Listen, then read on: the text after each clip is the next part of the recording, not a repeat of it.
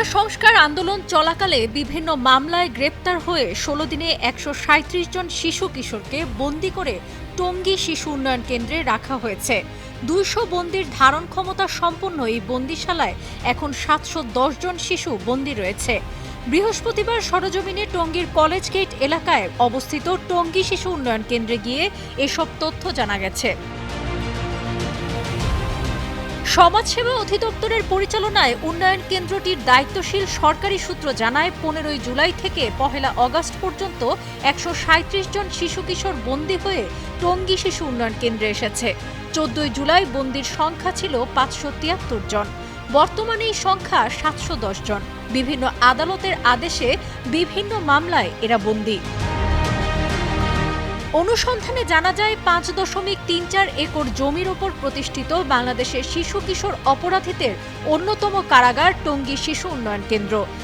ধারণ ক্ষমতার চেয়ে ৪ গুণ বেশি থাকা এই বন্দিশালায় শিশু ও কিশোরদের চিকিৎসার জন্য নেই পর্যাপ্ত ডাক্তার ও নার্স। অনুমোদিত কর্মকর্তা কর্মচারীর ৬৮টি পদ থাকলেও বর্তমানে কেন্দ্রটিতে কর্মরত আছেন ৩১ জন। Child sensible protect in Bangladesh প্রকল্পের আওতায় কর্মরত আছেন ৭ জন। প্রতিষ্ঠানটির নিরাপত্তার জন্য কাজ করছেন ৫৫ জন আনসার সদস্য। সরকারি অনুমোদিত পদ রয়েছে ২টি, একজন নার্স ও একজন কম্পাউন্ডার, যার ২টি পদই খালি। জুলাই মাসের শুরুতে কোটা আন্দোলন শুরু হলেও এটা সহিংসতার পর্যায়ে চলে যায় মাসের মাঝামাঝি সময়ে। শিক্ষার্থীদের সাথে ছাত্রলীগ এবং পুলিশের ধাওয়া পাল্টা ধাওয়ায় আন্দোলন আরও তীব্র হয়, ছড়িয়ে পড়ে পুরো দেশে। শুরু হয় সহিংসতা আর তাণ্ডব। শিক্ষার্থী সহ আহত এবং নিহত হন অনেক সাধারণ মানুষ।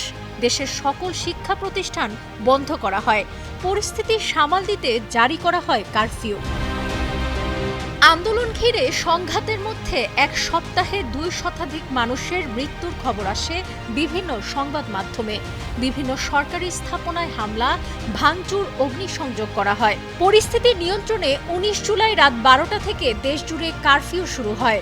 এখন দিনের বেশিরভাগ সময় কারফিউ শিথিল থাকছে। সরকারি বেসরকারি অফিস শুরু হয়েছে।